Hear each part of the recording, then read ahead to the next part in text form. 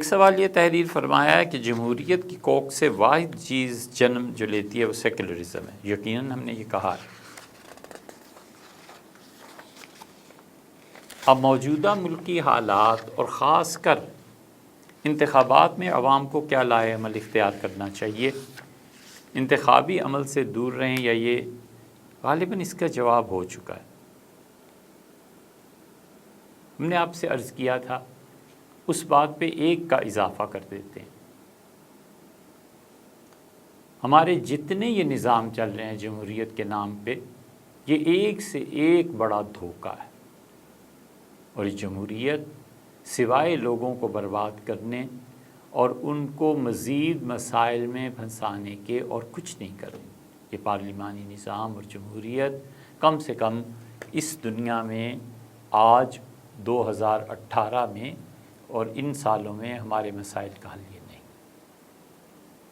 ایک طبقہ ہے جو سمجھتا ہے کہ ڈیموکریسی ان کے مسائل کا حل ہے، وہ اس کے لیے کام کر رہے ہیں، وہ جانے اور اللہ جانے.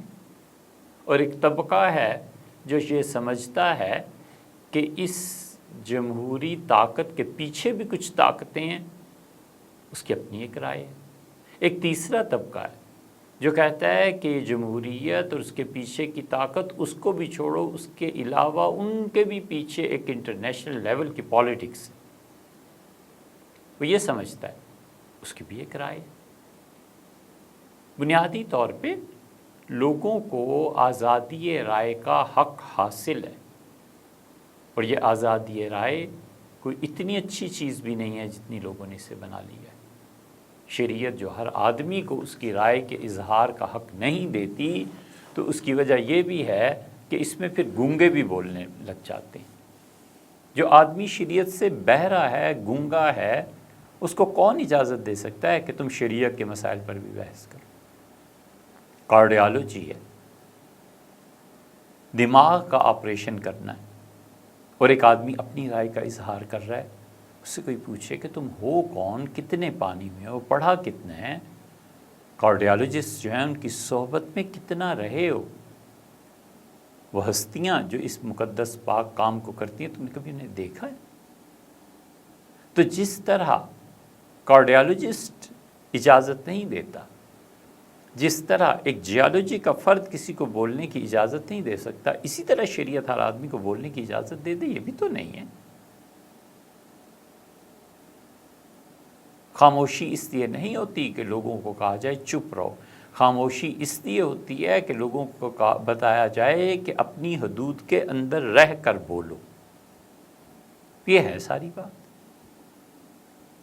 تو اس لیے جب لوگوں کو آزادی رائے کا حق حاصل ہے، وہ بھی بولیں جو کہتے ہیں جمہوریت ہی ہمارے مسائل کا حل ہے، وہ بھی بولیں جو کہتے ہیں کہ جمہوریت کے پیچھے ایک اور طاقت ہے، دو طاقتیں ہیں، وہ بھی بولیں جو کہیں نہیں ان تینوں جمہوریت اور دو طاقتوں کے پیچھے انٹرنیشنل لیول کی طاقتیں. صرف وہی نہ بولے جو یہ کہتا ہے کہ ہمارے مسائل کا حل نہیں ہے.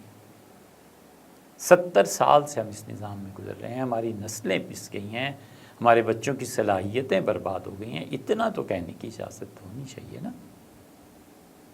مسافر یہ تیرا نشیمن نہیں. حل کیا ہے؟ حل اس کا پڑھے لکھے لوگوں کا جو اعلیٰ درجے کے تعلیم یافتہ ہوں ان کو حق دینا ہے کہ آپ بیٹھیں، آپ سوچیں، اور اس جمہوریت سے ہٹ کے آپ بتائیں کہ ہم اپنی آئندہ نسلوں کی تربیت کیسے کر سکتے ہیں، تعلیم کیسے دے سکتے ہیں. اب ظاہر ہے کہ دنیا جہان کے سارے کام تو کوئی فرد واحد کر نہیں سکتا.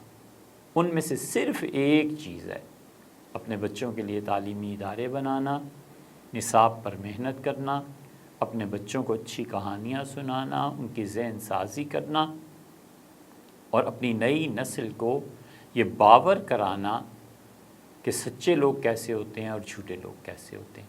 انہیں سیاہی دکھانا تاکہ بچے سفید کی قدر کر سکیں، اور سفید دکھانا تاکہ سیاہ سے امتیاز کر سکیں. یہ بھی ایک کام کرنے کا ہے. تو جو حضرات بھی ان پروگرامز کو سنتے ہیں، اس سوال و جواب کی نشست میں آتے ہیں، ہماری ان سے درخواست ہے کہ ہم سب مل کے تعلیم کے لیے کام کریں، ہم سب مل کے نصاب کے لیے کام کریں۔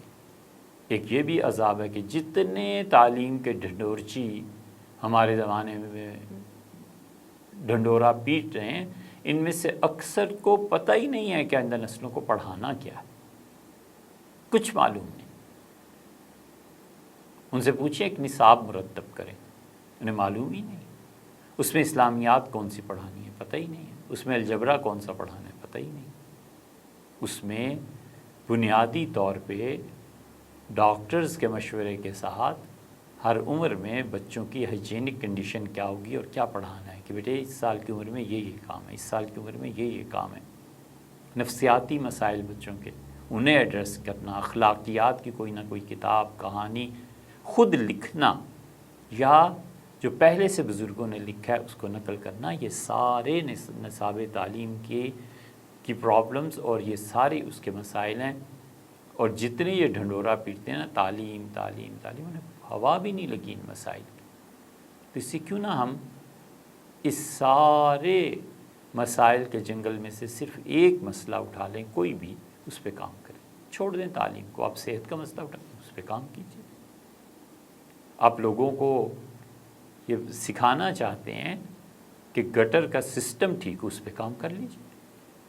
صاف پانی کے لیے کرنا ہے، اس پہ کام کر لیجیے۔ کوئی ایک شعبہ چن کے اس پہ زندگی کھپا دینی چاہیے۔ یہ بھی ایک مشورے کی بات ہے، کوئی شرعی ایسی چیز نہیں ہے، تاکہ کم سے کم اس شعبے میں تو کوئی کام ہو جائے۔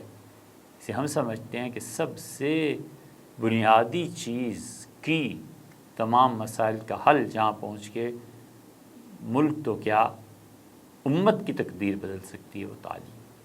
اس تعلیم میں تعاون کرنا چاہیے، اس کے لیے قربانی دینی چاہیے۔ اور اس تعلیم کے نظام میں جو بچے آ جاتے ہیں پھر آہستہ آہستہ وہ سیکٹری لیول تک پہنچ جاتے ہیں، تو ان لوگوں کو وزارت میں حق دینا چاہیے کہ آپ نے 20 سال تعلیم میں کام کیا ہے، اب آپ سیکٹری کے عہدے پر پہنچ گئے ہیں، ہاف منسٹر آپ ہیں۔ ہاف منسٹر پولیٹیکل پارٹی یا کسی سے بھی آ رہا ہے وہ ہے۔ وزیر اعظم نے، صدر نے اپنا نمائندہ مقرر کیا ہے اور کہا کہ اس ملک میں جتنے بھی صحت کے مسائل ہیں، یہ مسائل یہ ہمارا منسٹر ہے، لیکن وہ ہاف ہے، اس کے ساتھ ہاف منسٹر، وہ سیکٹری ہے، وہ آدمی ہے، وہ ڈاکٹرز ہیں جنہوں نے اتنا عرصہ اس فیلڈ میں کھپایا۔ ان کی محنت کو، ان کے تجربے کو ہم کیوں رائے گاں جانے دیں، کیوں نہ ہم اس سے فائدہ اٹھائیں۔ ایسا سسٹم جب تک نہیں ہوگا، جمہوریت تو کیا کوئی اور نظام بھی متبادل ایسا نہیں ہے جو ہمارے اس ملک کے مسائل کو حل کر سکے اور ہماری جوان نسلیں جو نسل در نسل اس چکی میں پس رہی ہیں انہیں نکالے اور ان کی صلاحیتوں سے فائدہ اٹھائے۔